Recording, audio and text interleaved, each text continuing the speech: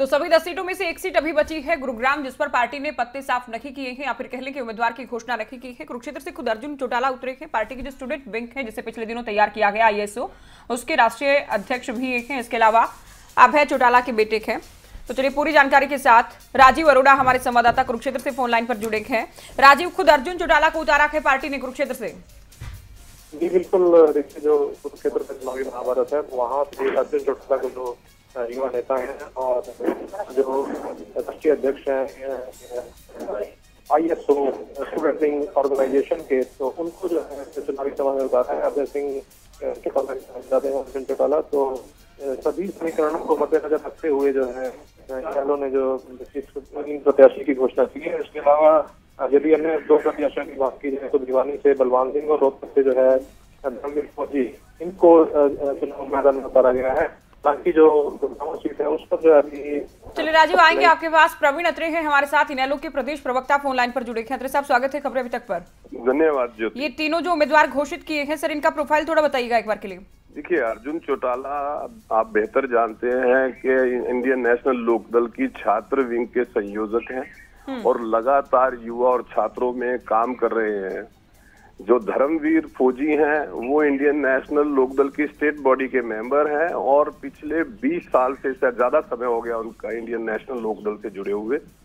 बलवान सिंह फौजी जो भिवानी से हमारे उम्मीदवार हैं वो इंडियन नेशनल लोकदल के बहुत पुराने कार्यकर्ता हैं, जिनको लगभग 25 साल चौधरी देवीलाल के साथ काम करते हुए।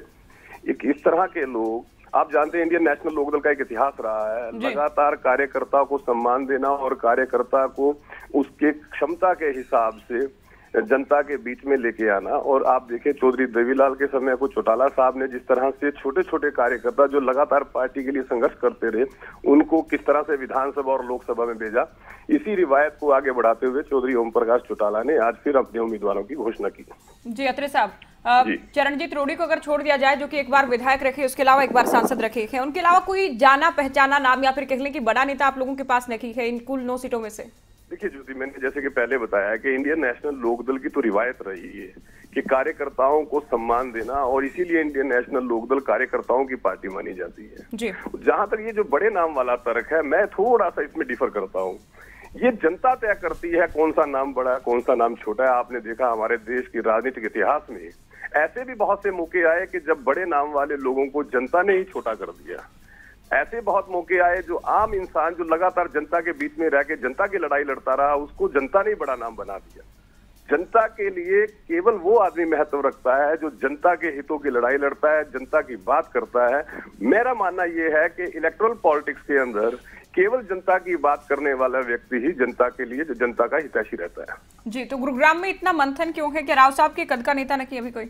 देखिए, यहाँ पे इस तरह का तर्क नहीं है कि राव साहब के कद का नेता नहीं है। आप जैसा कि मैं पहले भी बता चुका हूँ कि इंडियन नेशनल लोकदल के पास कार्यकर्ताओं की भरमार है। देखना ये होता है कि क्योंकि हमने पहले दिन ये बात कही थी कि हम जो पैनल चौधरी ओम प्रकाश चौटाला के पास लेके जाएंगे वो तय करेंगे कि किसको चुनाव लड़वाना है। और उनसे जो मंथन चल रहा है, स्वाभाविक है कि आप जानते हैं कि वो पहले हॉस्पिटल में थे, लेकिन हॉस्पिटल से उनको जेल भिजवा दिया गया। तो थोड़ा बहुत समय इस तरह के मंथन में लगता है। कल हम गुरुग्राम कैंडिडेट की भी घोषणा कर देंगे। अर्जुन चौटाला की अपनी खुद की भी बड़ी परीक्षा हो गई, सब मानेंगे इस बात को? देखिए, जहां तक आप परीक्षा की बात कह रहे हैं, मैं मानता हूं जब आप चुनाव लड़ रहे होते हैं, आप चुनाव में होते हैं और जनता का विश्वास आपको जीतना होता है, तो वो एक परीक्षा तो रहती है। इसको कोई भी इनकार नहीं कर सकता और ना ही कोई राजनीतिक दल का कोई भी प्रत्याशी इस बात से इनकार कर सकता। लेकिन महत्वपूर्ण ये है कि जनता किसको सिरमौर बनाती है और मैं दावा करता हूं कि अर्जुन चौटाला कुरुक्षेत्र से सिरमौर बनके उभरेंगे। ठीक है, गुरुग्राम का कब तक साफ कर देंगे?